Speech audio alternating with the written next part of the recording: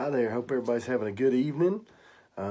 Just got through changing strings on the Sorensen here. Those have been on there for about 2 months. Those strings, in the winter time, I don't change them a whole lot. I like the sound of dead strings on a mandolin because it's pretty bright anyway. But I've got some new strings. I've used GHS since I started with Alicia Nugent in 2004. And so I get a custom set. They don't even have a pack label on them, but they're 12s on the E string. I like an extra fat sounding E string, something that doesn't sound thin or wuss out when you play it. You know, E strings are a lot of times weak on the mandolin. Not on this one.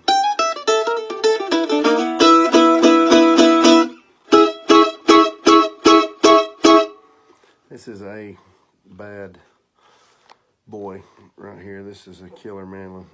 And but I got a bunch of GHS strings in the mail. I'm about to put some Phosphoron medium guitar strings on my guitar. And GHS has been great to me over the years. They've kept me in strings. Mark and I love their banjo and mandolin strings. And but that custom set that has the little heavier E, I just kind of like that. It doesn't wuss out when you bear down on it.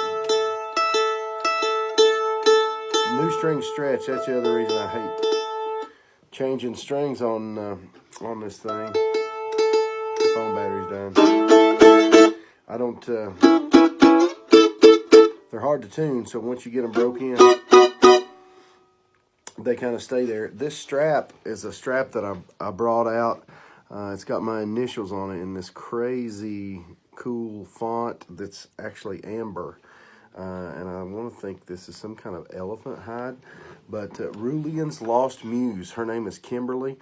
She's amazing. She makes the most amazing guitar straps.